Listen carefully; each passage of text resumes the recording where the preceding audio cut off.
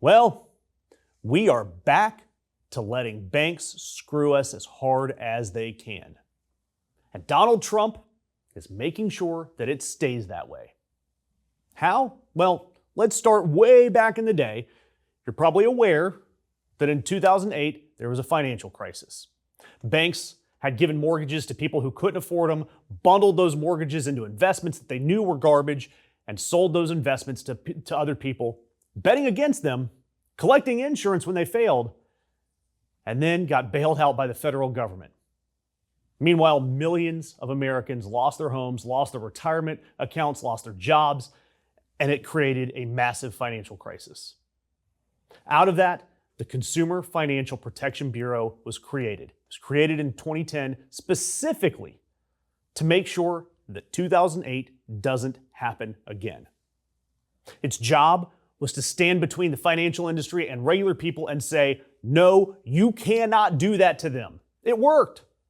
In the time that they've existed, the CFPB has returned $21 billion directly to Americans cheated by banks and lenders.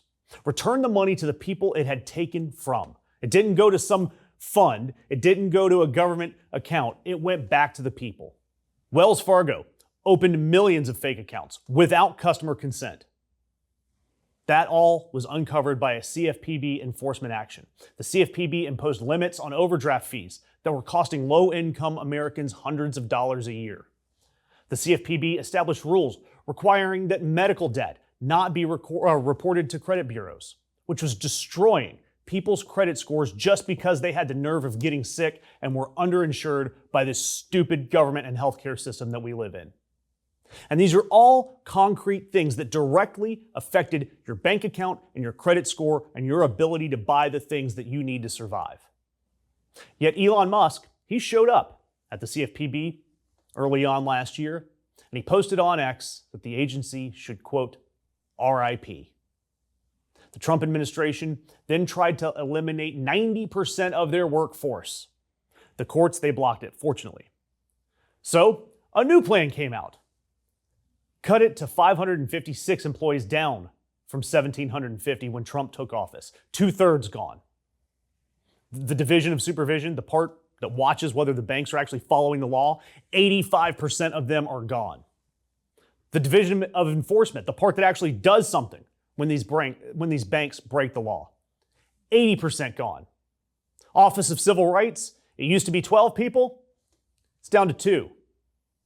Office of Fair Lending, to make sure that loans aren't illegal, was a staff of 15, going down to 4. They are turning this agency from an active agency to a gravestone.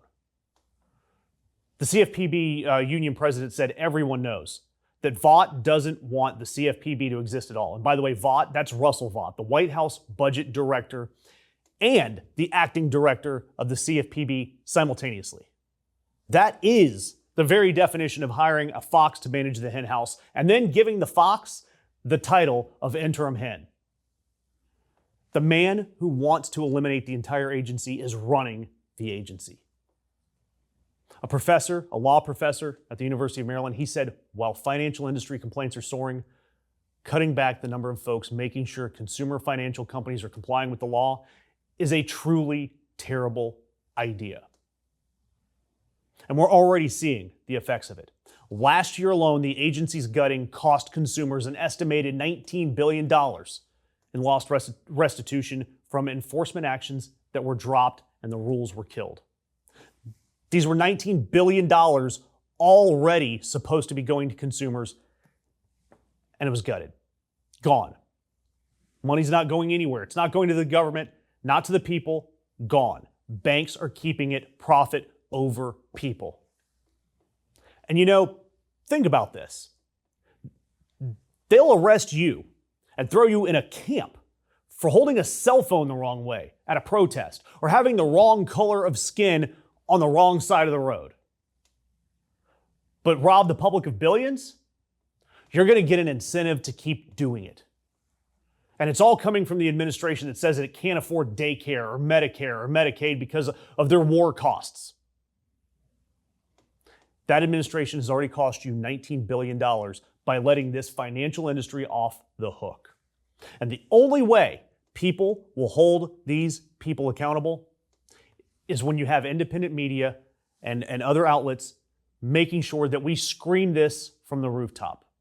So do me a favor, hit the notification icon, hit subscribe, leave us a comment. It all matters and it all helps us keep these stories in front of you.